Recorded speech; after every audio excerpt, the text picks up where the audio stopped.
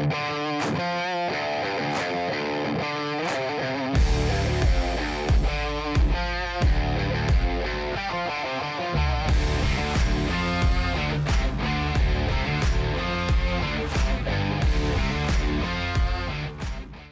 back to another episode of the Eye Test, guys. We are back in the hot seat, and unfortunately, I have to take these questions on from Paul and Bob. I'm looking forward to it, but I'm also not looking forward to it because I have no idea what questions they're going to ask. But without further ado, Bob, since you just survived the hot seat from last episode, we will give you the honors to start with the question for me.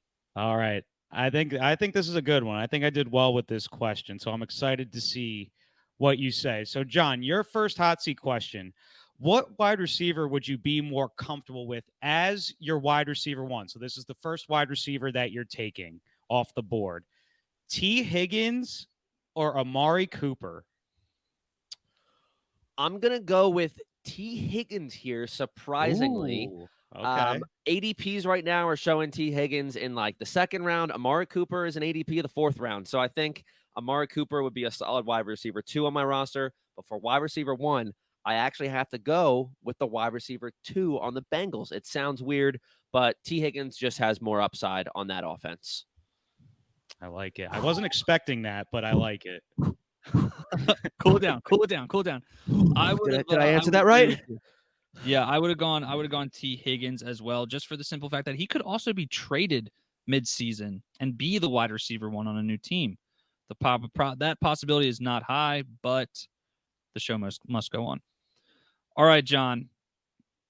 So of all the players in the first 2 rounds with an ADP of 24 or higher, or whatever the first 2 rounds projected are, who do you think in that group has the highest chance to bust?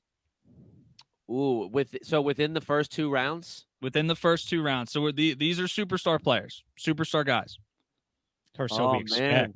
So we well, expect. I first want to say that I appreciate you guys coming out here. We're taking it day by day. John's stalling. And I appreciate everything. And for that reason, I'm going to go with Davantae Adams. Ooh, you watched my short. A first-round bust. And if I had to go with a running back, I would say Jonathan Taylor. But my first answer was Davantae Adams for the reasoning of his quarterback. And I know we were saying this last year when he had Derek Carr as his quarterback, but it's like his quarterbacks are getting worse and worse. How worse can the quarterbacks get until Davantae Adams is not first-round value? And I would say that if Davantae Adams is outside of the top 12 wide receivers, that counts as a bust because you're drafting him as like a top 5, top 6 wide receiver. And I think if you're going to double that and he's outside the top 12, I think you missed in the first round. Dude, if he's outside the top 8, that's pretty much a bust for Davantae Adams for what he's been. Absolutely. All right. That was good. Tactic, John. And I also like the little addition of Jonathan Taylor as well. I think he could have bust potential this He's getting season. He's getting drafted like the first 8 picks of redraft. It's insane. Yeah. I think it's the Anthony Richardson hype as well that's carrying it. But we'll see. So this is going to be a free agent edition, John. Ooh. Free agent question. 2 guys that are still free agents. So would you rather have DeAndre Hopkins as your wide receiver 1, first wide receiver that you draft? So you can only imagine how the beginning of your draft went. Or Dalvin Cook as your RB1, first running back that you draft as well? Oh, man. I'm going to go with D-Hop here. I think that they're relatively the same age. D-Hop might be 3 years older, but that's not super old for a wide receiver.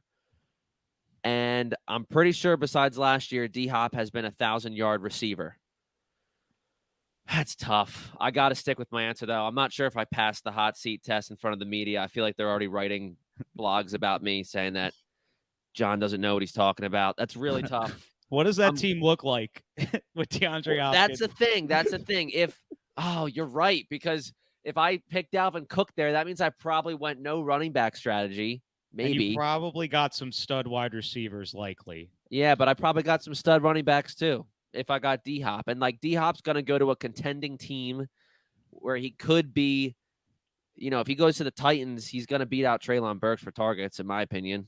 Yeah. He may not catch them all, but that's Yeah. tough. I'm going to go D-Hop just because I like the upside of a wide receiver over a running back. And Dalvin Cook is what? Jets or Dolphins. If he goes to the Dolphins, he's going to be in a committee. If he goes to the Jets, he'll be in a committee by the second half of the season with Breece Hall. So I'm not a big Dalvin Cook truther this year, no matter where he goes. Okay.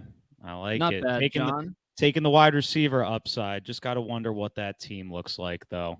Probably going to be a mix of like Bijan, Nick Chubb, Jalen Hurts, and then It's not like a bad solid. That's really nice. Yeah. Though, actually. it's definitely like 2 RBs, a quarterback, and then maybe Kittle. Like maybe you went for Kittle. I don't know. Or maybe you took Andrews in the second, perhaps. I mean, yeah. I think you could make it work. You could make it work. All right, John, your second question from me on the hot seat. Is there a world where DK Metcalf, Tyler Lockett, and JSN are all wide receiver 2s or better? No. No, there's not. Unequivocal. I was like right now, and I was like, all right, top 30 wide receivers. No, JSN's not going to be a top 30 wide receiver this year. He's going to show flashes that he can be for 2024. However, I will say that I do think Metcalf and Lockett can run it back again if the Seattle offense stays similar. I think DK Metcalf is going to do better than last year because he's going to score more touchdowns. Lockett will probably go down a little bit in rankings or performance, I guess, but they'll both crack the top 24, Metcalf and Lockett. JSN's the outlier there. He's not going to crack the top 30. Okay. After once I said it out loud, I was like, that's kind of more of like a warm soup question. It's not. Yeah, really. That's like when the reporter just asks like a question and the coach is just like I didn't know you were gonna call seriously, on me. you gotta just ask this question. Yeah. Come on, and then I get fined. An interesting question would have been, I mean, that was a good question. I do like it, but maybe a more interesting question would have been, is there a path for Ken Walker and Zach Charbonnet to both be RB2s? Ooh, I would say yes to that. I would. They're a run-first offense, I think so, too. Yeah. I don't know if that is a better question, Bob. Thanks for having my back there. Yeah, I got you. We got to keep John on his toes here. Yes. Yeah, dude. You guys are asking me way too many hot seat questions right now. All right, well, that does it for me. Bonus one. Okay, bonus question for Paul. Bonus one real quick? Let's get the bonus. When do we start panicking on Saquon? Tuesday morning. No, I'm serious. We're gonna find out if the deadline for him to sign his franchise tag is Monday. So we're gonna be panicking Tuesday morning if he does not sign that, because he cannot begin his negotiations after Monday until the end of the 2023 season. So Saquon, if he doesn't sign the franchise tag, he's technically like not a contracted employee by the Giants. So he doesn't have to do anything. He doesn't have to show up to practice. He doesn't have to do anything.